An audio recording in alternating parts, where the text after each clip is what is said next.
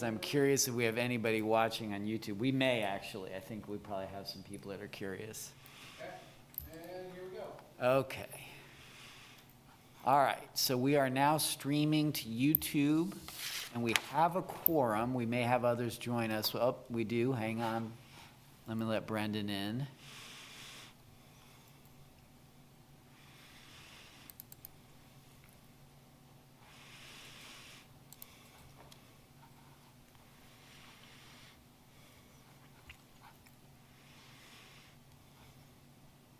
Hi, Brendan. Hello. Welcome. We're just getting orchestrated and started here, so glad you were able to join us. Appreciate it. So I will so we've started the meeting. I just want to let everybody know we are recording this meeting and we are broadcasting on YouTube and the cable TV channel. Stephen Horton is here, who is our past chair, and I've asked him to chair this meeting, and we have guests arriving too, so bear with me as I'm coordinating all this. What I'm going to ask Stephen to do is do a roll call, just so we know who from the board is in the meeting at this point. And then maybe what we can do as well is have people introduce themselves, since we have some new board members with us today. So with that, Stephen, if you would be so kind as to do the roll call, that would be great. Certainly. Okay, I'd like to do the roll call for attendance and voting. Mary Doveton. Present. Brandon Allen. Present. Peter Bobkowski. Present. Katie T. Green. Present. Sue Shea. I believe Sue was not able to make it. And Heidi Champagne. And I don't think Heidi is able to. Okay. That's great. So actually, I think with that, if, one, I want to make sure I'm pronouncing everybody's name correctly. I know that I butchered Katie's name on a recent email. I apologize again for that.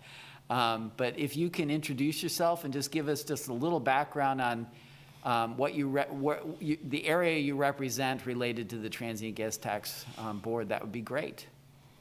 Absolutely. So my name is Katie Ty Green. I am a Lawrence native, and I previously worked in the Olathe area at the Embassy Suites off of K10 and Ridgeview, but I represent, I actually live in South Lawrence, but I work in West Lawrence at the Best Western Plus here in town.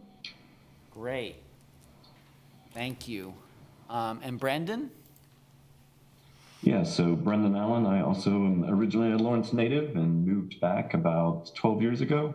I am a owner in the Lawrence Beer Company here in town, and then also run a tech shop downtown above Silas and Maddie's called alarm.com. Great, thank you. Peter, would you introduce yourself? Sure, I'm Peter Bobkowski. I'm an associate professor in the journalism school at KU, and I am on the board of Explore Lawrence, so I represent that entity on this committee. Welcome, Peter. Thank you. Thank you. Mary? I'm Mary Doveton. I'm the executive director at Theater Lawrence, and I'm here representing the Lawrence Arts Commission. And Stephen. Stephen Horton. I'm not a resident of Lawrence I've been here recently, but I've been in the hospitality industry for many, many years, and I've recently left the hospitality industry, but I'm representing in the TGT committee as the chair. Great, thank you, Stephen. And Sue Shea, who's not here, she actually is representing the arts and culture seat and representative on the board. And then Heidi Champagne is also a hotelier, and she is on the board as well. And I'll make sure that they get caught up with this information. So this is great. Thank you, everybody. Appreciate it. As everybody, I think, knows, we've had this little pandemic. Hopefully everybody's heard about that, and it has definitely skewed our TGT and grant world a little bit, although happily this past year we managed, I think there was only one event that canceled more for logistical reasons than for pandemic reasons, happily. So the good news is that we have money budgeted, and I think we will, things are looking good, I will say that, from the perspective of hotel stays. And we're not quite to where we were before the pandemic, but I think things are looking favorable, which is a good thing for all these different things that get funded through the TGT grant fund. So appreciate that. Today's task is to one, review and determine if there's any changes to the guidelines. And then two, we would like to review and approve the schedule we have for this year. I want to explain that typically we do this and try to get everything wrapped up so that whatever recommendations for grants this board, the results are, then we take that to the city commission for approval. We usually do that by the last meeting of the calendar year. What I have determined with finance is that we don't have to necessarily do it that way. And so with some of the lingering effects of COVID, we're shifting the schedule a little bit so that we will be able to make recommendations and then take them to the city commission in early January. So that's just a slight shift to how we've done this in the past. For new people, if you look at the schedule that was sent out or on the agenda, basically we have this meeting, and then we open the application period if agreeable, which we'd hope to do next Monday, and it would run through December 5th. We hold 2 just short informational meetings for any new applicants or applicants that want a refresher on things. We review the guidelines. I usually do that here, and certainly we'll be doing that in a Zoom platform. We do another advisory board meeting to do sort of a general review of the applications before you all start your scoring process. Several years ago, we determined that it was beneficial to allow the applicants to come and just do a very brief 3-minute presentation. And that way you also can ask questions that may not be reflected in the applications. We schedule for 2 of those meetings, but I think in the last couple of years, we haven't needed both of those meetings. We were able to do that in one afternoon. So that's set up there. And then finally, we send out the scoring criteria to you all. You guys do your scoring. We have a board meeting to review that scoring matrix, which is designed to capture the data and scoring, but also then to encourage discussion so that we can look at, because as you can imagine, there's a variety of different types of events, everything from sporting events to arts and culture events, and that type of thing. So it's a range of events to try to score. You all do your deliberations. That would occur then January 7th, and then we would take this to the city commission on January 18th or the 25th. If anybody has a question, if there was an event that occurred in January, you all can still award grant money to that event, and we can we'd have to pay it retroactively if that makes sense. That's one reason we try to get this done in 1 year, but because of the circumstances. But it wouldn't negatively impact somebody who might have an event before the end of January. And I think there's only one event that might fall into that category. So hopefully that makes sense to everybody. Does anybody have any questions at this point?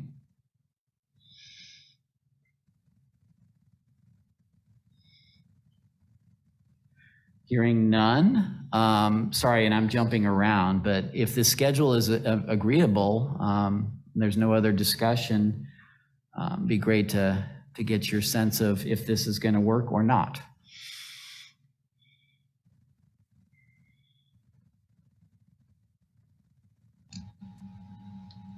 Schedule works for me, Porter. Thank you. It sounds fine. Okay. Mr. Chair, if you could call for a motion and a second and a vote. Okay, I'd like to call for a motion on the schedule then, please. I'll move to accept the schedule. Okay, and second? I'll second. Okay. And a vote.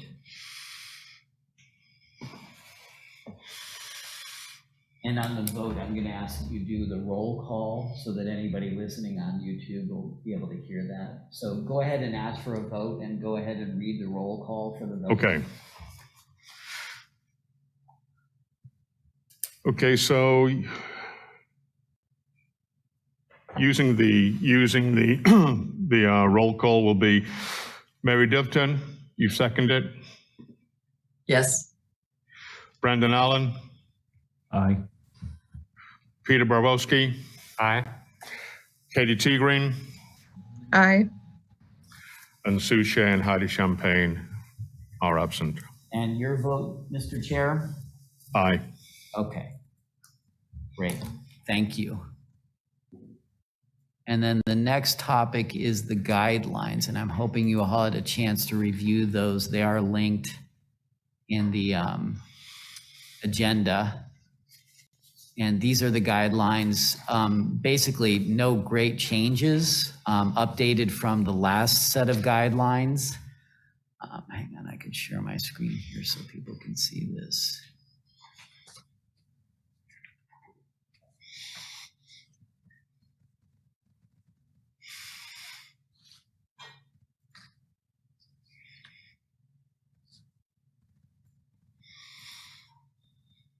So these are available online. These are, again, updated based on previous guidelines. I left the pandemic information in here just for people's awareness and still not quite knowing exactly what potential future impacts there might be, but have stuck to the original criteria and goals from previous years that were refined last year, or the year before, excuse me, before we went into the pandemic year. And I will update this calendar because I don't think it's accurate right now. But basically outlines the guidelines of the program, the scoring matrix that we're using, the criteria, what the grant is able to be used for, with a focus on marketing.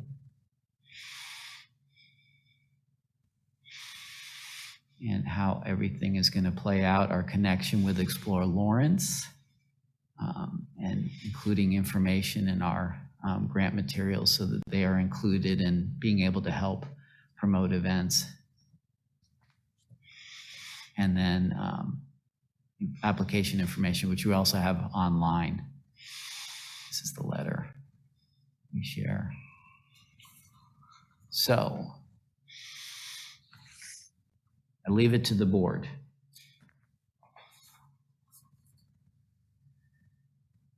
I guess I just have a question. During the recent discussions on strategic planning and the city commission races, there was a lot of talk about arts funding and commissioners coming back time and again to the fact that arts organizations should look to the transient guest tax for funding. And I'm trying to remember, Porter, with the scoring matrix, what the weighting is on the scoring in terms of overnight stays. Because, you know, on the one hand, it makes sense. This is transient guest tax. We're trying to generate overnight stays. We're trying to bring people in from out of town. But with the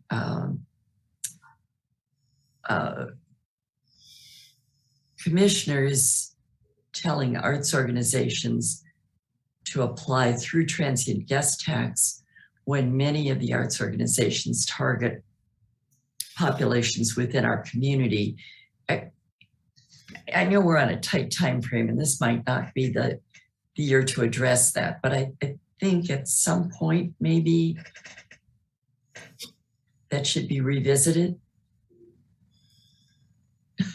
Yeah, and Mary, forgive me, I don't have that right in front of me, so I can't remember exactly. And obviously this is an ongoing discussion, but I think to your point, certainly we can discuss it, you know, going forward. I do feel like this is still a transitional year and we've had some other challenges. So, but I think it's a valid point and something that needs to be probably examined every year. You know, how much does that get weighted? How much is that a requirement? Because we know that some events drive a lot of sales tax response, but perhaps no or very little hotel response. So it's been a tricky conversation, as you well know from the beginning of this program. So it is ongoing. So I think that's valid, but for the purposes of this cycle, I think we can maintain the criteria. Actually, that could be revisited too. Before you guys do your scoring, it is feasible that we could discuss that at the next board meeting before you actually do the scoring. So we'll take a look at that more earnestly then.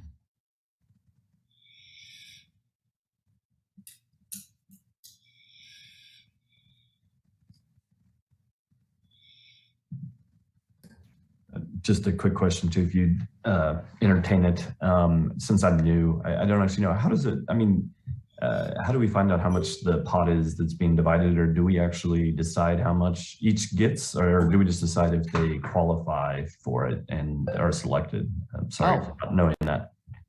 Brendan, thank you so much, and I apologize. I'm making presumptions here that are inaccurate. So the City Commission approved the annual budget for 2022, and they included $120,000 for this program, which is consistent with the last couple of years. So that's the amount that we have available. When we do the scoring, the different applicants put in the amount that they're seeking for their events. And so then you can weight the event per the scoring device that we have or instrument. And like I said, once we get that back, you can see where those different applicants sort of line up. We don't do it on an average. It's actually set up in a special way so that it shows where there's sort of disagreement or considerations, which allows for more discussion, because it is hard. It's not an apples to apples type comparison. At that point, then the board can determine if they want to give full funding or maybe break it out in percentages. Historically, usually the top 3 to 5 get their full funding, and then it gets broken down. And you certainly want to be sensitive to not give somebody so little money that they can't really implement their event. But that usually works out in the process. Does that make sense? It does. Thanks for explaining that. Thanks for asking. I appreciate it. And forgive me for not considering that you might not know that.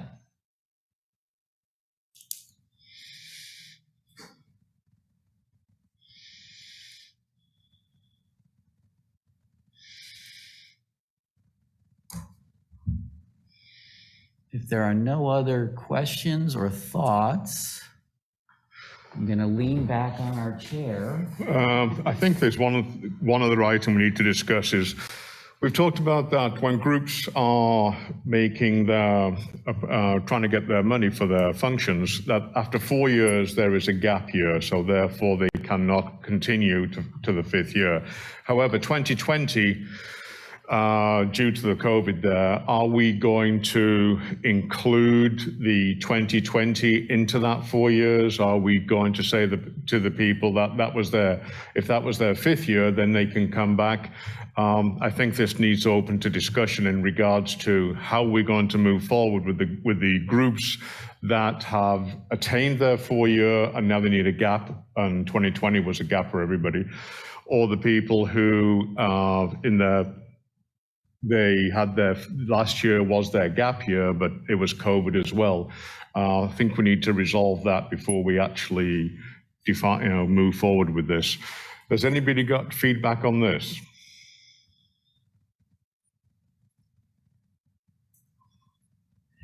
Let me explain a little further for our new members. So obviously none of us were anticipating a pandemic. And there was concern that if we continued to fund sort of well-known events, that we might not be able to create opportunities for new events. So with that, the idea was that if an event had received 4 consecutive years of funding, they would be required to take 1 year off. We were going to implement that when the pandemic hit, but the board chose to put that on hold because of the pandemic, and knowing that these events are going to need as much help as possible to get through the pandemic. So the question would be is, do we administer that at this point, or do we leave that open perhaps for another year?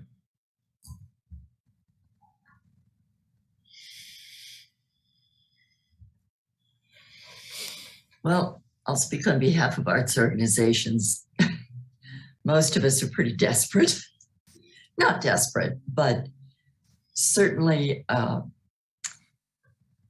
any event that is reliant on audience, ticket sales, participation, those types of fees is slowly coming back. And I know in the theater industry, we don't expect to see full audience return until late 2023, possibly into 2024.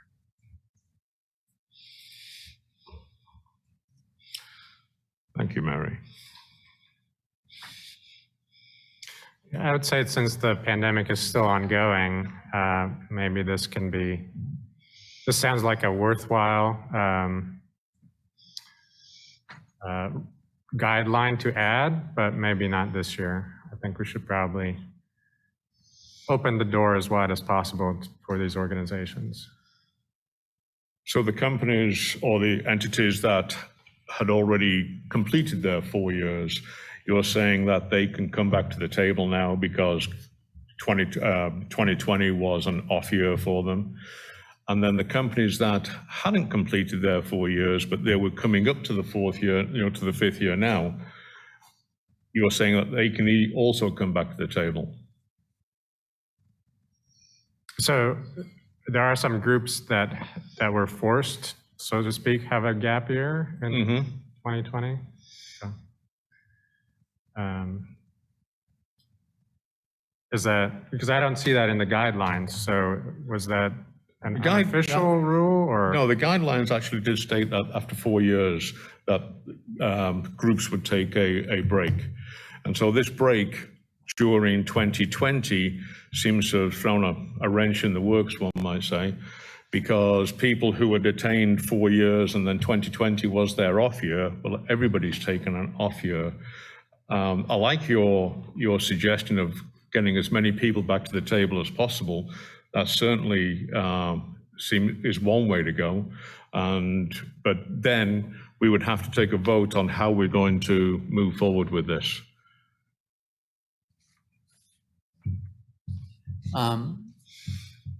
Stephen, just to clarify, so we had this built into the guidelines up to the pandemic, and then it was removed. And Peter, that's why you're not seeing it in these current guidelines. Okay. These the same as the prior year. Stephen, you were saying 2020, but we had 2020. 2020 was the year when a lot of events, actually almost all of the events, everything canceled. This year, we didn't have the same effect. A lot of events were able to take place with alterations. A lot of people delayed their schedule. But we kept that off for now 2 years in a row. So I think, to Peter's point, if we keep it the way it is, basically nobody would be turned away from applying based on prior grant awards, if that makes sense. Yeah. Okay. Is there any more feedback on this? I also agree that I think that I actually came from the event side in Olathe, and I know that events pretty much were all canceled or were not to the full scale. So I think I would agree that we need to do anything we can in order to generate or to rebuild the events within the community. And so I would say I support doing what we can to get them back in the community. So should we look at this cycle being ground zero again and putting in a 4-year limit starting this cycle? So therefore, in 5 years' time, people would then, who have been there for 4 years, they will then take a gap year.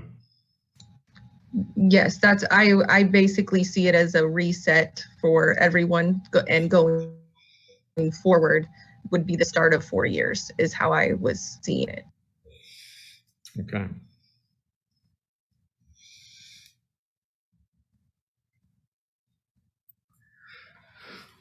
So Porter, what I'd like to do then is move forward on taking a vote of should we put the 4-year criteria back in, starting on this cycle, and everybody, and then opening up to everybody.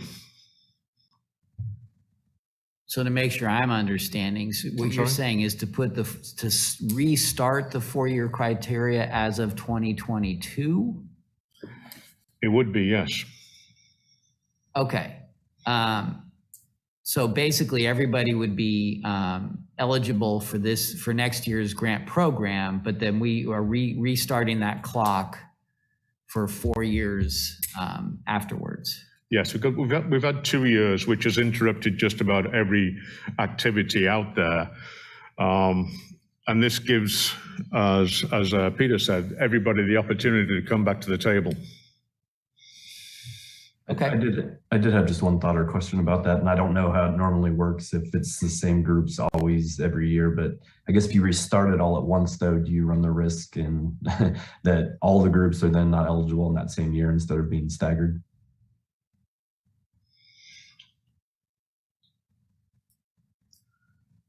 Does that make sense? Yeah, that does. And sorry, that made my brain hurt for a second because I had to think really What, hard. and I don't know. Maybe they naturally like skip years anyway, and they self-stagger themselves. I was just, sometimes when you reset everything at once and have the same date, then you end up like that 5th year, then all the people aren't eligible. I don't know how it works. So I have a request of the board as staff. I appreciate what we're trying to do here. I'm wondering if maybe we can just go forward as been described, where we are not considering the 4-year limit, the gap year for next year's applicants. And then when, hopefully,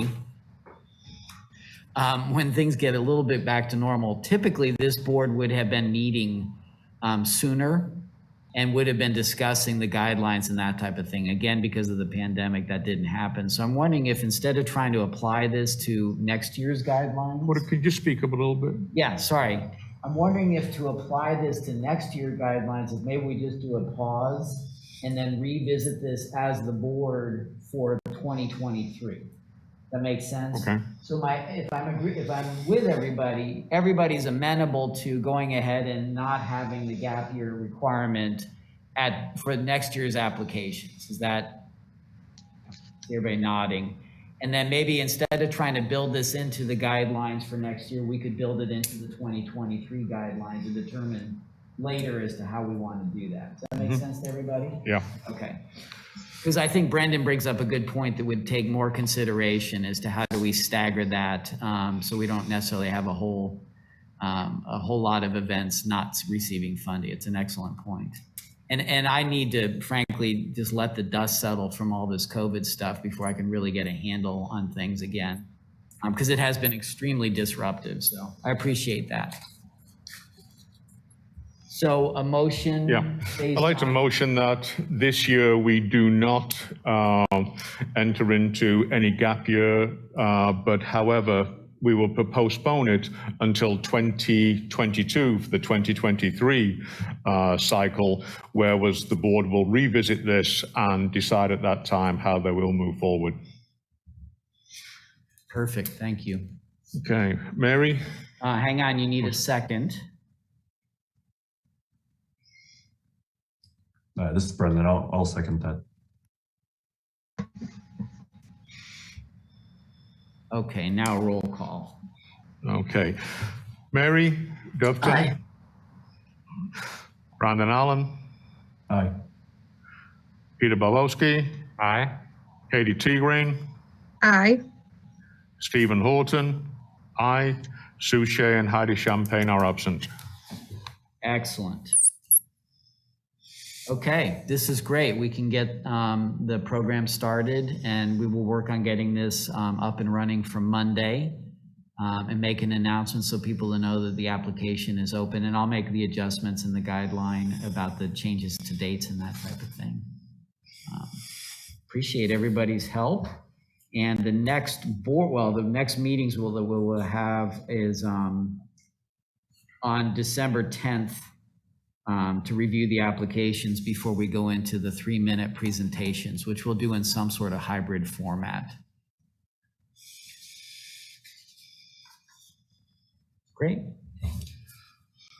And now just a motion and second to adjourn the meeting. Okay, motion to adjourn the meeting. So moved. Second. I'll second. All right. And just quickly, all in favor indicate by raising your All hand. in favor. I don't see anybody opposed, so it's unanimous. Thank you all very much. Appreciate your help. Thank you. Thank you, Porter.